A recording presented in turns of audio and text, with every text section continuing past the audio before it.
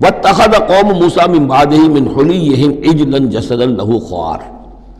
اور بنا لیا موسیٰ کی قوم نے ان کے بعد، حضرت موسیٰ علیہ السلام جب چلے گئے کوہ طور پر تو پیچھے یہ ایک فتنہ اٹھا ہے سامری، یہ سامری جو ہے اس نے فتنہ اٹھایا، اور جو کچھ ان لوگوں کے پاس، اسرائیلیوں کے پاس جو ان قبطیوں کے زیورات بہت سے رکھے ہوئے تھے امانتاً، وہ بھی جانتے تھے کہ یہ قوم، یہ چونکہ ابراہیم کی نسل میں سے ہیں تو یہ امانت دار ہیں، جب یہ وہاں سے چلے تو وہ سارے جو ہیں وہ زیورات بھی وہ لے کر آ گئے تھے اپنے دشمنوں کے، ان زیورات کو لے کر اس نے گلایا، آگ میں تبایا، گلایا، اور اس سے ایک بچھڑے کی شکل بنائی، اور کچھ ایسی کاریگری رکھی کہ اس میں سے ہوا جب گزرتی تھی ایسے سوراخ رکھ دیے کہ اس میں سے ایسی آواز آتی تھی جیسے کہ بچھڑا جو ہے وہ بول رہا ہے، اور اس نے کہا یہ ہے تمہارا خدا۔ یہ موسیٰ تو بھول گیا، موسیٰ کو مغالطہ ہو گیا، وہ کہاں گیا ہے، کس خدا سے ملنے گیا، خدا تو یہ ہے۔ اور اس میں بھی ایک اور بات دوسری جگہ پر آ جائے گی، یہاں تو نہیں ہے، کہ حضرت موسیٰ علیہ السلام اصل میں اپنے اشتیاق اور محبت اور شوق اور جذبے کی وجہ سے قبل از وقت چلے گئے تھے، جو وقت معین تھا کوہ طور پر آنے کا اس سے پہلے۔ تو اللہ نے جواب طلبی کی تھی، ما عجلک عن قومک یا موسیٰ، اے موسیٰ اپنی قوم کو چھوڑ کر پہلے کیسے آ گئے ہو؟ اور انہوں نے جواب دیا، عجلت الیک رب لترضیٰ، پروردگار میں جلدی آیا تاکہ تو راضی ہو جائے، تو میرا شوق دیکھ، میرا اشتیاق دیکھ، تیری محبت، تجھ سے گفتگو اور کلام کی جو میرے اندر شوق ہے اس کی وجہ سے آیا ہوں۔ تو گویا کہ وہ تو شاباش کی توقع رکھتے تھے، یہاں ڈانٹ پڑ گئی، ما عجلک عن قومک یا موسیٰ قال عجلت الیک رب لترضیٰ، لیکن اللہ نے فرمایا فإنا فتنا قومک من بعدک، تمہاری اس عجلت کی وجہ سے ہم تمہاری قوم کو تمہارے بعد فتنے میں ڈال چکے ہیں۔ تو جلدی خیر کے لیے بھی نہیں کرنی چاہیے، خیر کے کام کو بھی عین وقت پر سہج پکے سو میٹھا ہو۔ تو اس عجل لہم سامری نے انہیں گمراہ کر دیا ہے، وہ تذکرہ ہو رہا ہے۔ من حلیہم، زیوروں سے، عجلاً جسداً، ایک بدن سا بنایا بچھڑے کا سا، لہو خوار، جس میں گائے کی سی آواز آتی تھی۔ الم یروا انہ لا یکلمہم، کیا انہوں نے یہ نہیں غور کیا کہ وہ نہ ان سے بات کر سکتا ہے، وہ گدھے کی سی یا گھوڑے کی سی یا بچھڑے کی سی آواز سے تو کوئی بات نہیں بنتی، ولا یہدیہم سبیلا، نہ انہیں وہ کوئی راستہ بتا سکتا ہے، اتخذوہ وکانوا ظالمین، انہوں نے اسی کی عبادت شروع کر دی، اسے معبود بنا لیا، اور وہ تھے بہت ظالم۔ ولما سقط فی ایدیہم ورأوا انہم قد ضلوا، اور جب ان کے ہاتھوں کے طوطے اڑ گئے، پچھتاوا ہوا، یعنی ان میں سے بھی گویا کہ 3 حصوں میں قوم تقسیم ہو گئی۔ ایک قوم، بڑا حصہ قوم کا وہ رہا جو اس گناہ میں شریک نہیں ہوا، ایک حصہ وہ تھا کہ جو کچھ دیر کے لیے شریک رہا لیکن فوراً ہوش میں آ گیا بعد میں، تیسرا حصہ وہ تھا جو حضرت موسیٰ علیہ السلام کی واپسی تک اس پر اڑا رہا، جازم رہا۔ تو یہاں اس درمیانی طبقے کا ذکر ہو رہا ہے، وَلَمَّا سُقِطَ فِي أَيْدِيهِمْ وَرَأَوْا أَنَّهُمْ ضَلُّوا، جب ان کے ہاتھوں کے طوطے اڑ گئے، ان کے پچھتاوا طاری ہوا، اور انہوں نے سوچا ہم تو گمراہ ہو گئے، یہ ہم کیا کر بیٹھے۔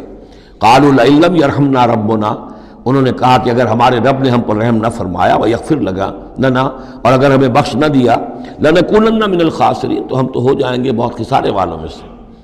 وَلَمَّا رَجَعَ مُوسَىٰ إِلَىٰ قَوْمِهِ غَضْبَانَ أَسِفًا، تو جب موسیٰ لوٹے اپنی قوم کے پاس، غضبان آصفا، غضبان یہ فعلان کے وزن پر، رحمان کے وزن پر، نہایت غضبناک۔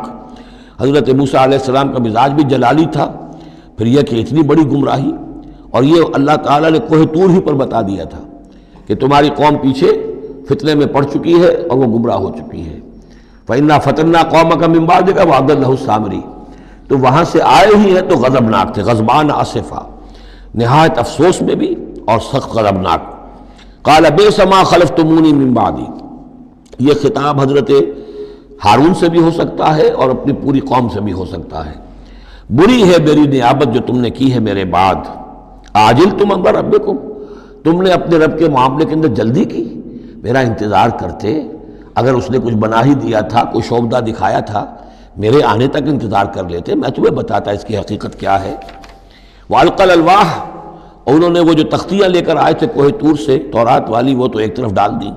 وَأَخَذَ بِرَأْسِ أَخِيهِ يَجُرُّهُ إِلَيْهِ،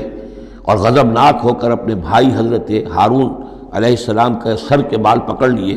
اور اپنی طرف کھینچا غصے میں، یہ تم نے کیا کیا، میرے پیچھے یہ، میں تمہیں خلیفہ بنا کر گیا تھا۔ قال ابن امہ، انہوں نے کہا اے میرے ماں جائے، اے میرے ماں کے بیٹے، ان القوم استضعفونی، قوم نے مجھے دبا لیا تھا، مجھے بے بس کر دیا تھا، وقادوا یقتلوننی، اور وہ تو میرے قتل پر آمادہ ہو گئے تھے، میں نے انہیں روکا، میں نے منع کیا، لیکن وہ اس درجے اس معاملے کے اندر آگے بڑھ گئے تھے، قادوا یقتلوننی، وہ تو مجھے قتل کرنے پر آمادہ تھے، فلا تشمت بی الاعداء، تو دیکھیں اب مجھ پر آپ دشمنوں کو ہنسنے کا موقع نہ دیں۔ ایک تو آپ کے پیچھے انہوں نے مجھے دبایا، میری توہین کی، مجھے قتل کرنے تک پر آمادہ ہو گئے، اب وہ دیکھیں گے کہ موسیٰ بھی آئے ہیں تو میرے بال آپ پکڑ کر کھینچ رہے ہیں اور میری توہین کر رہے ہیں، تو اس پر تو دشمن اور ہنسے گا۔ فلا تشمت بی الاعداء، شماتت اعداء یہ ہمارے ہاں پھر اردو زبان میں محاورہ ہے، ولا تجعلنی مع القوم الظالمین، اور مجھے ان ظالموں کے ساتھ نہ کر دیجئے، میں ان کے ساتھ نہیں ہوں، نہ میں نے ان کے ساتھ اتفاق کیا ہے، میں روکتا رہا، منع کرتا رہا۔ قال رب اغفر لی ولأخی، اب حضرت موسیٰ نے دعا کی اللہ سے، پروردگار بخش دے مجھے بھی اور میرے بھائی کو بھی، وادخلنا فی رحمتک،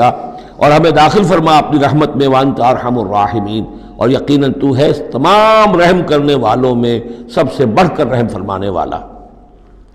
ان الذین اتخذوا العجل سینالہم غضب من ربہم، اب یہ فیصلہ انہوں نے دیا، یقیناً جن لوگوں نے اس بچڑے کو اپنا معبود بنایا، ان قریب ان پر آئے گا غضب ان کے رب کی طرف سے، گویا کہ قتل مرتد کی سزا جس کا ذکر ہم سورہ بقرہ میں پڑھ چکے ہیں۔ وذلۃ فی الحیات الدنیا، دنیا میں ذلت بھی آئے گی، وکذالک نجزی المفترین، اور اسی طریقے سے بہتان باندھنے والوں کو، جھوٹ گھڑنے والوں کو ہم جزا دیتے ہیں۔ والذین عملوا السیئات ثم تابوا من بعدها وآمنوا، البتہ جن لوگوں نے کچھ دیر کے لیے یہ غلط کام کیا تھا لیکن پھر وہ توبہ کر لی انہوں نے، من بعدها اس کے بعد، وآمنوا اور ایمان لے آئے، ان ربک من بعدها لغفور الرحیم، تو یقیناً اس کے بعد آپ کا رب جو ہے غفور الرحیم ہے۔